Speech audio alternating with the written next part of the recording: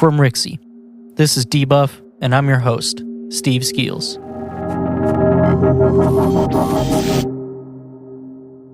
Today, I'll be talking about Bloodstained Curse of the Moon 2, the Devolver Direct, and Ubisoft Forward.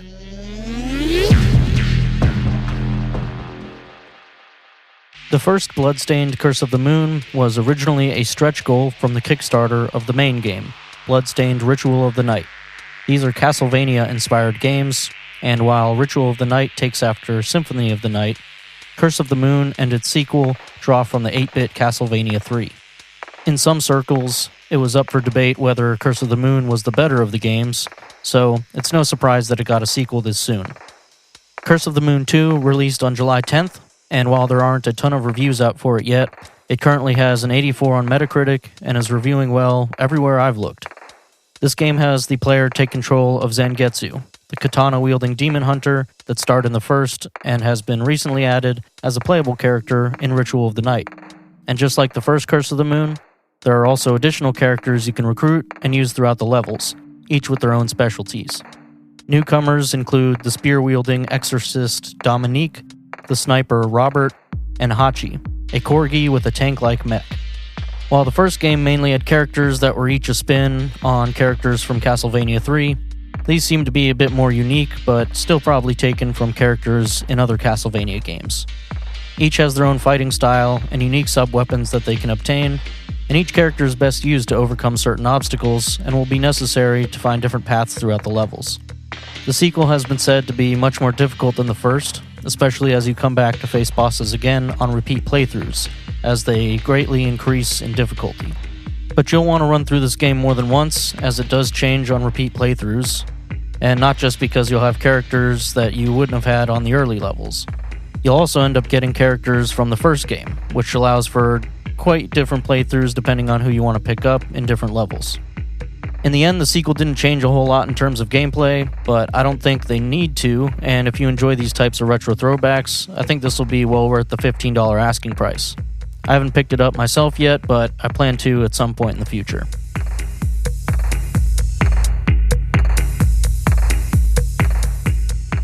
If you haven't caught any of Devolver Digital's events, then I think you're missing out.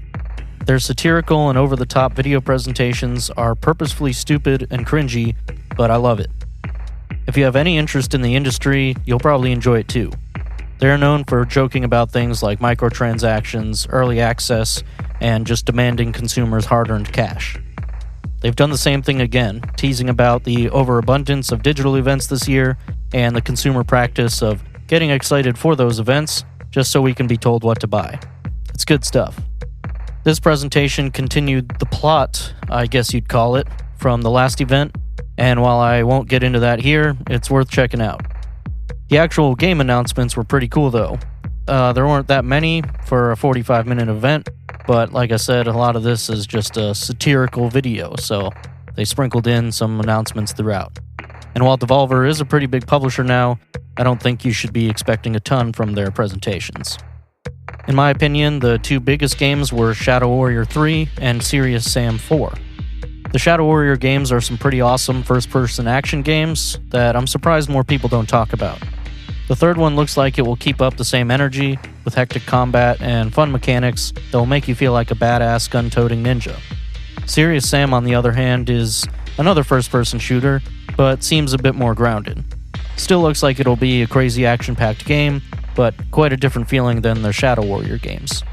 Serious Sam is a pretty popular franchise though, and while there have been some spin-offs, it's about 9 years since the third game, so it's about time we've got this one.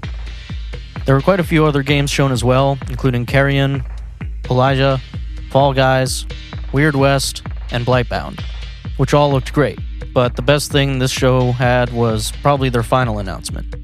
They announced a free game, Devolver Land Expo, which was released right after, and it's just a ridiculous little game that they're calling a marketing simulator, and that's pretty much on point. While there are game elements to it, it's really just there to advertise games. You walk around an empty convention center and hide from some security drones, but the main point is to make your way around the booths to check out the game trailers that they showed off in this presentation. It's genius, really, and I hope more developers do stuff like this to promote their games. Even if you didn't watch the Devolver video, this game was out front on Steam when you log in, so it's a great way to get views while everyone is stuck at home. Overall, I like their presentation a lot. Like I said, it's just pretty silly, and it's always a good time, and I'm looking forward to see what they do next.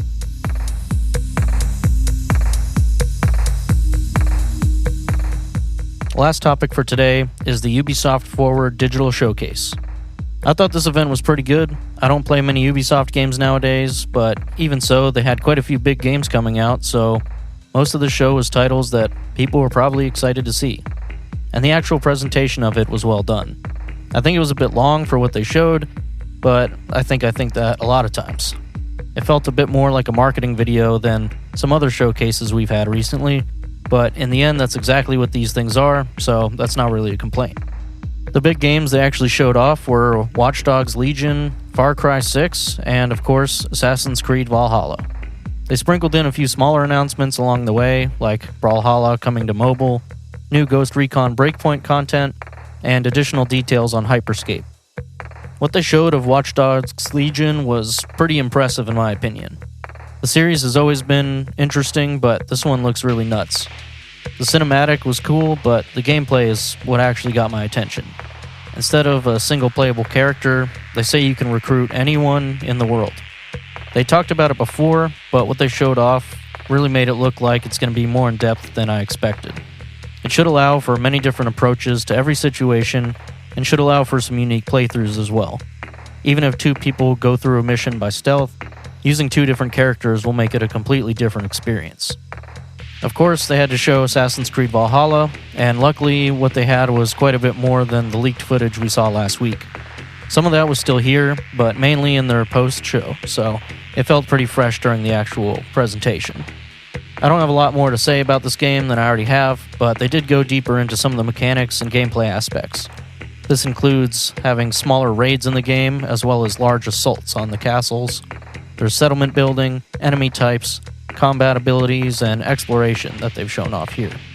The combat honestly looks a lot more in-depth than I would have thought from the leaks, and it actually plays out a bit cooler than I think what we saw, but does also seem to be a pretty spot-on representation of how we might imagine Vikings to go through pillaging in England, so that's pretty neat too.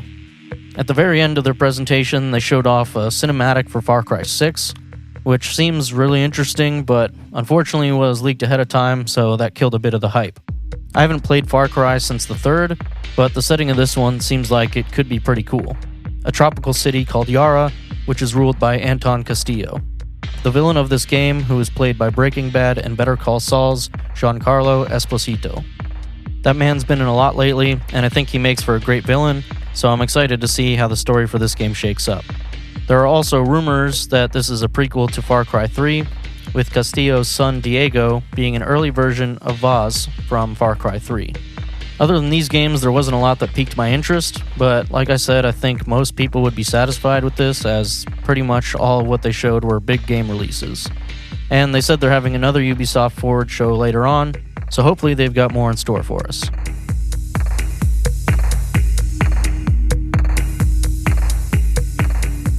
Debuff is hosted by me, Steve Skeels, edited and mixed by Mason Carlton.